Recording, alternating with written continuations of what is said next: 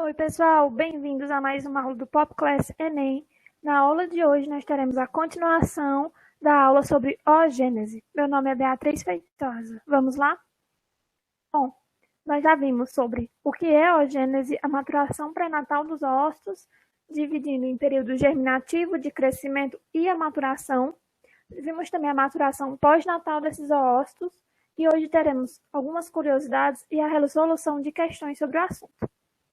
Bom, devido ao longo tempo de divisão meiótica, que pode durar até cerca de 45 anos, os oócitos eles vão ser mais suscetíveis a agentes físicos, químicos e biológicos. O que isso pode acarretar?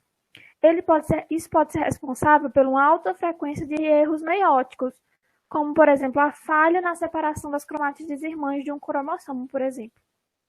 E isso está muito relacionado com síndrome de Down, porque a partir dos 35 anos de idade materna, esse risco para não separação correta dessas cromátides, ela aumenta consideravelmente. E temos exemplificando a trissomia do cromossomo 21. Bom, com o passar dos anos, os ovócitos primários eles vão sofrendo atresia e degeneração. O que é que isso vai causar? Durante o período embrionário, a mulher tem cerca de 2 milhões de células.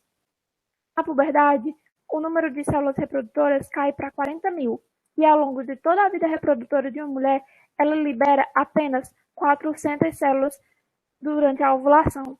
Imagine uma poupança que vai acabando ao longo da vida. Bom, e agora nós vamos entender que em uma mulher, o período de formação de novos gametas não ocorre após o nascimento. Então, ela já nasce com um tempo de fertilidade limitado. Após a puberdade, a mulher entra em uma cronologia regressiva em que ela é fértil. Diferentemente nos homens, há a formação contínua de novos gametas e o tempo de fertilidade torna-se ilimitado. Então, após a puberdade, o homem produz novos gametas até o final da vida. Agora, algumas questões. A primeira delas. A reprodução é o mecanismo essencial para a perpetuação, a diversidade das espécies e a continuidade da vida. Os gametas são os veículos de transferência dos genes para as próximas gerações. A gametogênese humana é o fenômeno biológico de formação dos oócitos secundários e espermatozoides. As afirmativas a seguir se referem à oogênese. Analise-as e assinale a alternativa correta. Letra A. Inicia-se na puberdade e pode ocorrer ao longo da vida, de toda a vida. Letra B. Cada oogônio forma 4 oócitos. C. A diferenciação citoplasmática é caracterizada pela formação de flagelo. D. Durante a etapa de maturação ocorre meiose 1 e meiose 2. A resposta correta é a letra D. Vamos entender por que as demais estão incorretas. A letra A, nós já vimos que o tempo é limitado. Ele inicia-se na puberdade, mas tem um tempo limitado para que possa ocorrer. Na letra B, cada oogônia ela vai crescer durante o período de crescimento e se tornará um oócito.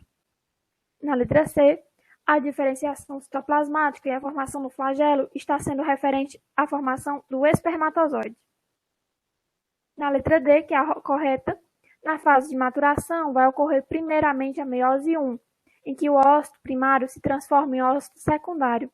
Também ocorre a meiose 2, onde o ócito secundário se transforma em óvulo. Como nós vimos, a meiose 2 ocorre apenas se ocorrer fecundação. Próxima questão. A idade materna avançada implica em preocupação com a possibilidade do nascimento de bebês com anomalias. Por quê? Letra A. Os folículos ovarianos entram em atividade, mas em geral apenas um cresce e amadurece, enquanto os demais regridem. Letra B. Os ovócitos maternos permanecem um longo período em divisão meiótica, mais suscetíveis a agentes físicos, químicos e biológicos. Letra C. As ovogônias maternas interrompem a fase de multiplicação por volta da 15ª semana de vida fetal e transformam-se em ovócitos primários. Letra D. As gônadas têm células conservadas num estado indiferenciado e, quando estimuladas, iniciam a produção dos gametas. A resposta correta, a letra B. Vamos entender agora as demais. Os folículos ovarianos, eles entram em atividade e, em geral, é apenas um cresce, mas isso não está correto, mas não está relacionado com as anomalias fetais. A letra C está falando sobre as ovogônias maternas que interrompem a multiplicação e se transformam em ovócitos primários.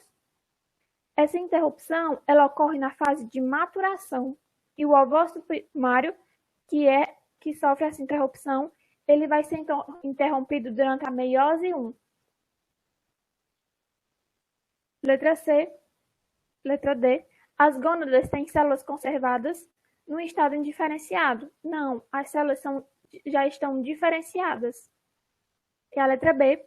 Quanto maior a idade da mulher, maior o risco de anomalias, visto que os ovócitos estão estacionados em meiose até ocorrer o estímulo para a ovulação por mais tempo do que uma mulher jovem. Como nós já vimos, esse estímulo vai ocorrer durante a puberdade.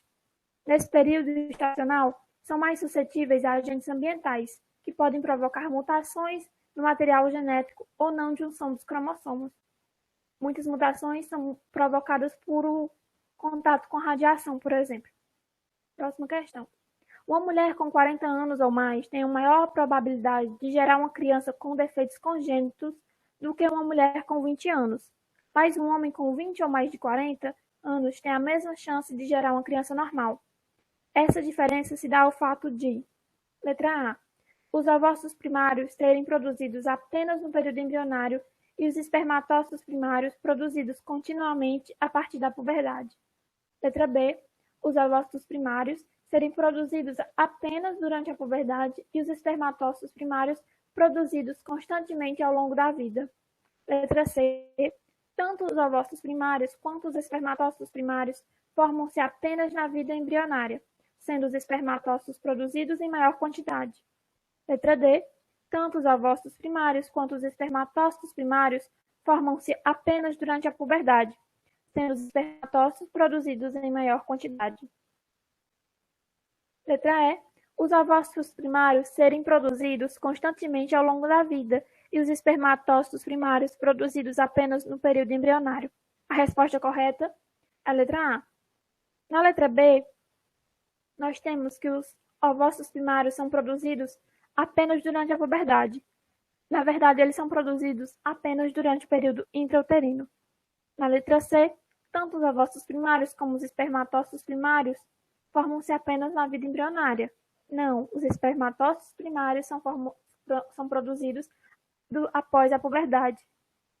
A letra D e a letra E são a mesma coisa. Você precisa entender que os ovócitos primários são todos produzidos durante a vida embrionária e os espermatócitos produzidos após a puberdade e ao longo de toda a vida. E a nossa resposta certa é a letra A. O processo de formação de óvulos inicia-se antes mesmo do nascimento, por volta do 3º mês de desenvolvimento embrionário. As ovogônias se multiplicam durante a fase fetal feminina. Em seguida, param de se dividir e diferenciam-se em ovócitos primários. Logo, a mulher nasce com um número fixo de ovócitos, cerca de 400 mil. Com o passar do tempo, as células do corpo dos seres humanos envelhecem, e nas mulheres isso também vale para esses ovócitos que ficaram armazenados. Esse fato, somado a outros fatores, aumenta as chances de se gerar uma criança com anormalidades genéticas.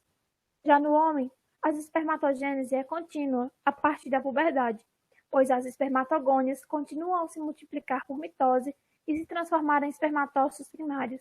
Logo, os espermatozoides apresentam renovação contínua ao longo da vida do homem.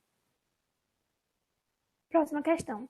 O termo ovulação é bem conhecido na sociedade, e esse evento é de suma importância para que ocorra a reprodução sexuada na espécie humana. Marque a alternativa abaixo, que apresenta o que é liberado pelo ovário no decorrer desse processo. Letra A, ovócito primário. Letra B, óvulo. Letra C, espermatozoide. Letra D, zigoto. Letra E, ovócito secundário. Nossa resposta correta é a letra E. Um ovócito primário, ele vai sofrer meiose e se transformar em ovócito secundário.